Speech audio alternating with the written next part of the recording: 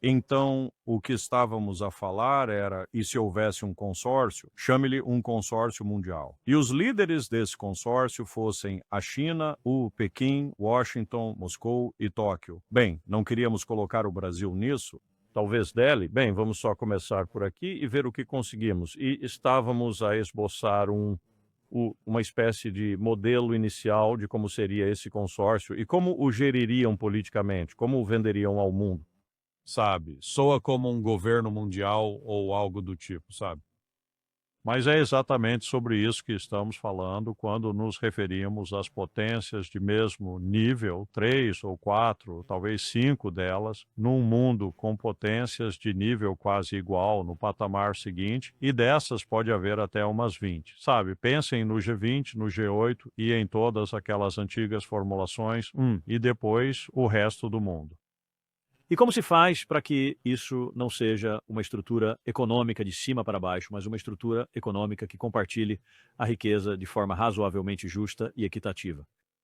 Achávamos que era possível, mas ninguém queria discutir o assunto. Certamente, ninguém na Casa Branca de George W. Bush queria falar sobre isso, e meu próprio chefe, Colin Powell, também não queria abordar o tema. Mas é para lá que estamos indo, se formos inteligentes. Estamos caminhando para governar o mundo, se me permitem, não do nacional. O livro de David U. Rothkopf, Running the World, o Conselho de Segurança Nacional, sim. Não do Conselho de Segurança Nacional de Washington, mas da força e do dinheiro combinados das maiores potências do mundo. E com uma base justa e equitativa, por assim dizer. Muito melhor do que o que temos atualmente. Mais distribuição da riqueza, uma distribuição mais equitativa da riqueza. Nunca será perfeito, certamente. Nem sequer estará perto da perfeição. Nunca haverá justiça no mundo. Nunca houve.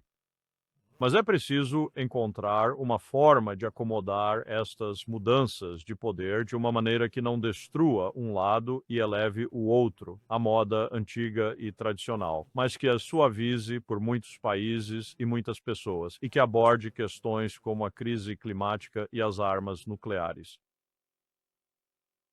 Naquele momento, eu pensei comigo e disse ao meu chefe: você precisa dar uma olhada nisso.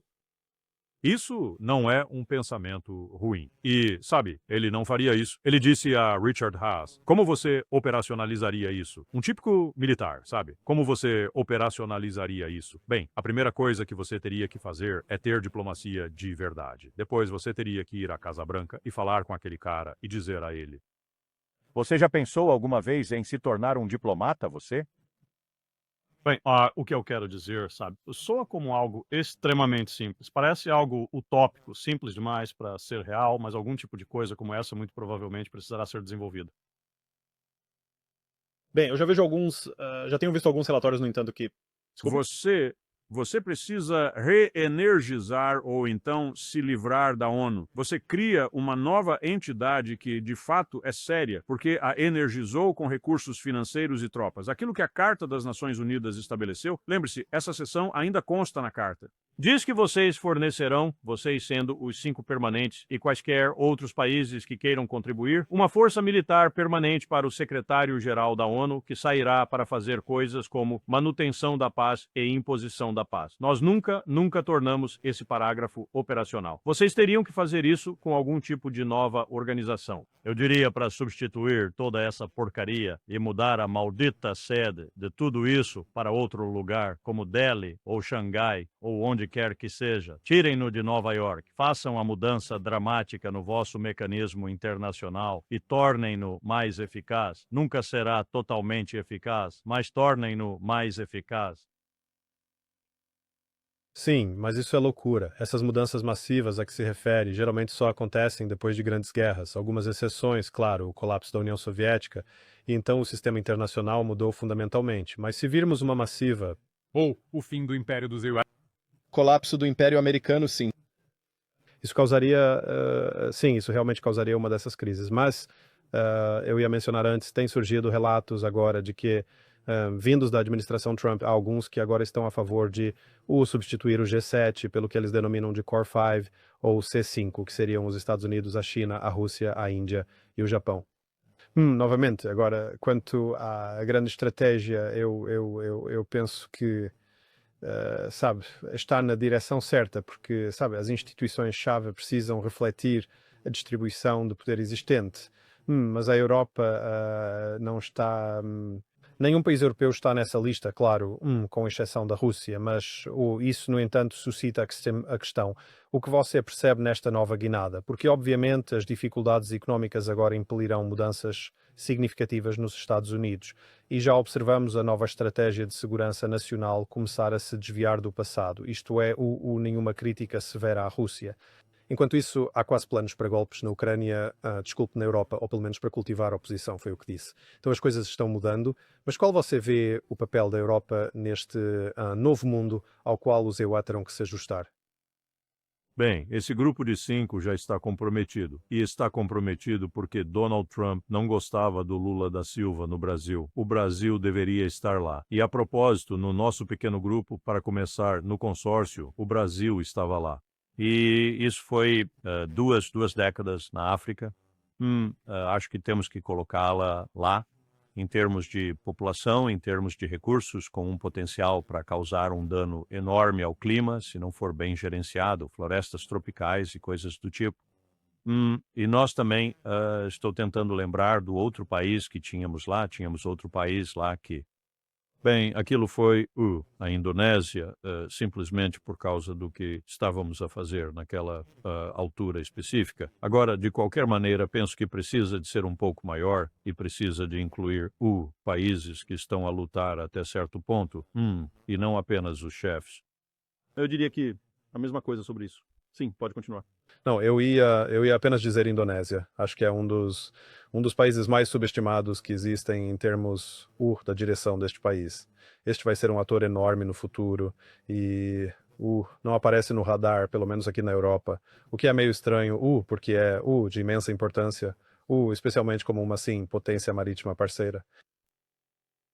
Todas as pessoas que eu poderia citar, e não consigo me lembrar das palavras exatas, mas um dos nossos embaixadores, quando eu era um tenente-coronel e o assistente executivo de um dos almirantes da Marinha no comando do Pacífico dos Estados Unidos naquela época, estava em Jacarta, e ele fez uma declaração igual a que você acabou de fazer. Era 1985. Ele fez uma declaração de que precisávamos dar atenção à Indonésia, precisávamos dar atenção ao potencial que havia lá e assim por diante. De qualquer forma, isso é bem típico. Embaixador, você diria, mas não é bem assim. Nós, no J85, a seção de estratégia e política do Comando do Pacífico, até achávamos que ele estava certo. O nome dele era Carl D. Wolfowitz.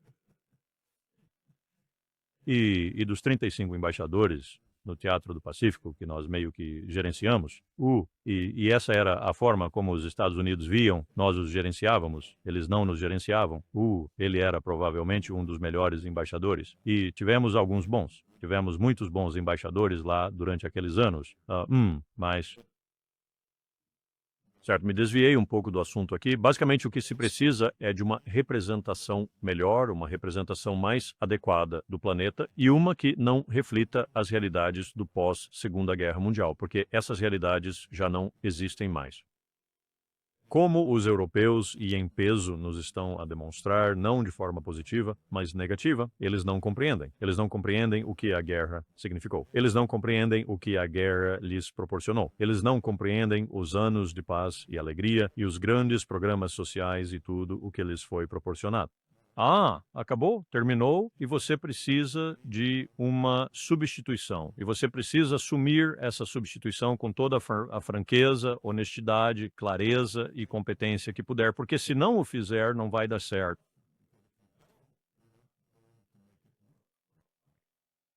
E vocês vão cair no que sempre acontece quando isso ocorre, em brigas internas e guerra, em última instância. Quer dizer, isso ainda é uma possibilidade real. Não importa o quanto nos esforcemos para resgatar o que ainda resta do Império, e a China participa ativamente disso, com a Rússia ao seu lado e a Índia como uma parceira estratégica, e todos os outros, não importa o quão bem-sucedidas sejam as nossas ações, por mais positivas, inteligentes, estratégicas e capazes que elas sejam, tudo isso ainda poderia desmoronar completamente num piscar de olhos, e então nos veríamos confrontados com o quê? Afinal, 75 anos de uma guerra fratricida por toda a face do planeta, que pode até ser nuclear em alguns lugares. Tudo isso ao mesmo tempo em que chegamos ao fim do século XXI e 99% do mundo diz: ei, aqueles caras estavam certos sobre as mudanças climáticas. O que era interessante foi, quando se fala com, diferentes acadêmicos ou oficiais de Pequim ou da China em geral, eles fazem questão de salientar que no passado a Europa tinha uma posição tão elevada nas suas ambições estrangeiras, em termos de com quem queriam fazer parceria e trabalhar. Mas hoje em dia os europeus estão, eles estão eles se distanciaram disso por completo, não lhes atribuem o mesmo valor que atribuíam no passado, mas também os Estados Unidos e a Rússia, eles compartilham a ideia de que ambos querem se desvincular da Europa agora. Então, parece que este continente, sim, vai passar por um período de grandes dificuldades. Não creio que isso tenha realmente caído a ficha para esses líderes. Claro, não fomos abençoados com os melhores líderes por aqui. Mas eu só queria... Seria mesmo impossível. Eu só acho que seria impossível desviar do quê? Do que estamos a falar agora. Se nem sequer contarmos a Ucrânia ou alguns dos outros países que agora parecemos querer contar, o que estamos vendo? Cerca de 400 milhões de pessoas que tiveram um PIB no ano passado, algures em torno do equivalente ao nosso, 22, 23 trilhões de dólares. Isso está se desintegrando agora, é claro, mas ainda assim não podemos de forma alguma negar que eles conseguiram reunir a seleção ideal de grupos que até então eram extremamente problemáticos. Ou seja, toda a história da Europa é uma história de guerra. Bem, acho que estamos voltando o tempo de uma Europa coesa como uma única entidade. Acho que aquilo foi uma parte bastante incomum da história e também está chegando ao seu fim, eu penso. Você já consegue ver os fragmentos internos, a fragmentação da Europa. Então, mais uma vez, até que ponto se quer mantê-lo unido à custa de interesses nacionais e da dependência de um bicho-papão russo para manter a coisa toda junta? Eu acho que vai começar a se dividir, especialmente quando a dificuldade económica se instalar. Mas como uma última pergunta, no entanto, como você vê, porque você mencionou a crise econômica, né, que está prestes a varrer os Yuan e talvez destruir o Império. Como você vê isso se desenrolando? Isso é num futuro próximo? Você acha que esses 3 trilhões de dólares começarão a realmente criar alguns problemas massivos? Acho que está muito mais perto do que eu pensava, Glenn. Muito mais perto. Eu nem tinha certeza. Faço 81 anos em janeiro e eu não tinha certeza se eu ia viver para ver o verdadeiro e claro fim do Império Americano. Eu acho que sim, eu realmente acho que sim. E isso terá seu início e o desmoronamento se tornará evidente para todos os cidadãos, desde o oeste até o leste e do norte ao sul, por causa da crise física. A situação está quase chegando a um ponto em que, de fato, você precisa dizer: tudo vai desmoronar por completo, desde o mercado imobiliário até o mercado de ações, que está tão inflacionado que é simplesmente lamentável neste momento. Há taxas de juros subindo vertiginosamente, há um barril de petróleo quadruplicando de preço em termos do que você pode pagar por ele e fazer com ele.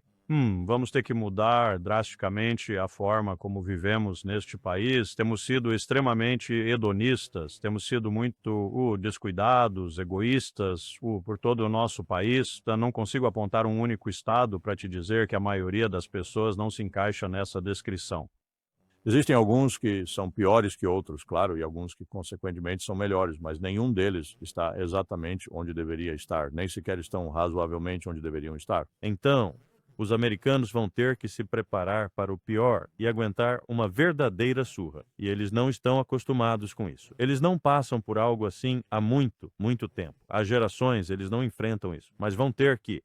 Você sabe, eles falam da crise do petróleo nos anos 70, quando tinha que parar e entrar numa fila para gasolina. Aquilo foi terrível, aqueles malditos árabes e tudo mais, eles fizeram isso conosco. Ou você fala dos reféns no Irã por 440. Isso é tempestade em copo d'água. Eles vão ter que passar por uma situação que seja o equivalente a uma guerra civil. Mas isso nem é uma metáfora ou um exemplo muito bom, porque a oeste do rio Mississippi, a guerra, na verdade, quase não chegou lá. E mesmo a leste do Mississippi não afetou grande parte, atingiu áreas específicas de forma muito dramática, e as baixas foram altas, e colocou irmão contra irmã e assim por diante. Mas essa é a única coisa que eu poderia comparar, mesmo remotamente, em nossa história como nação, com o que está por vir. Certamente não se compararia à Segunda Guerra Mundial ou à Primeira Guerra Mundial. Elas foram insignificantes para a América no sentido do que está por vir agora. Então isso vai ser um grande teste para o povo americano. Bem, quando Obama assumiu, quando você estava na Casa Branca, eu acho que a dívida estava em 9 trilhões. E agora, claro, está em 38, prestes a chegar a 39. Vai ser, sim, a forma como o problema foi empurrado com a barriga. Vai ser um período muito difícil pela frente acho que a maior parte do mundo está exposta de uma forma muito, muito grande, ou o mundo inteiro. Então, vai ser algo muito preocupante e geralmente um tipo de crise como esta, sabe, eu gostaria de pensar que ajudaria a forjar algum caráter, a restaurar a nossa capacidade de priorizar, a recomeçar com um pensamento mais estratégico, tudo isso. Mas, na realidade, eu realmente temo que haverá guerra, no entanto, que algumas guerras, pelo menos, irão começar por causa disto. E o mais triste, Glenn, sobre o que você está dizendo é que, se eu for verificar minha própria história com mais atenção, eu diria, muito bem, vamos transportar um pouco dessa história para a era moderna, ou seja, para os dias de hoje. Quem será que vai ter essa ideia primeiro? O Pentágono? Porque eles estão prestes a ver a escrita na parede. Eu faturei $1 trilhão este ano. Eu vou faturar apenas 200 bilhões de dólares no próximo ano. O que posso fazer para impedir que isso aconteça? Tudo isso me lembra algo que o senador Rand Paul disse uma vez. Ele disse, sabe, não se trata de manter o império ou não. Ou nós recuamos o controle do império, ou enfrentamos um colapso descontrolado. E eu acho que isso foi muito preciso, porque as pessoas sempre pensam que a alternativa a reduzir o império é de alguma forma mantê-lo. Mas não, eu acho que, sim, isso vai acabar sendo uma, assim, bagunça horrível. Mas nessa nota tão feliz, eu gostaria de te desejar um Feliz Natal e espero que você tenha um ótimo feriado. Então, não, mas é uma pena, no entanto. Eu realmente penso que é o momento de se fazerem alguns reajustes no sistema internacional de forma a refletir as novas realidades, mas os grandes choques e, claro, né, o custo que isso terá para a população vai ser sim um preço bem terrível a pagar. Essa é a vergonha de qualquer transição como esta. As pessoas comuns na rua pagam o preço. Sim, isso nos EUAs eles viram, sabe, o colapso da União Soviética como quero dizer, um desenvolvimento positivo. Mas se você olhar para o custo humano, o que aconteceu lá nos anos 90 realmente, sim, realmente terrível.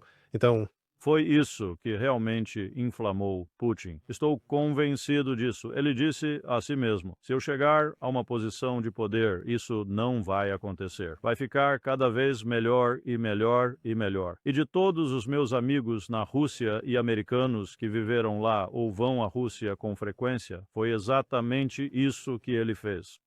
Com imperfeições, problemas e falhas aqui e ali, mas ele deu ao povo russo algo que eles certamente não possuíam no momento da transição. Eles estavam em uma situação desastrosa no momento da transição. E eu sei que mesmo naquela época nós estávamos ajudando com aquele desastre.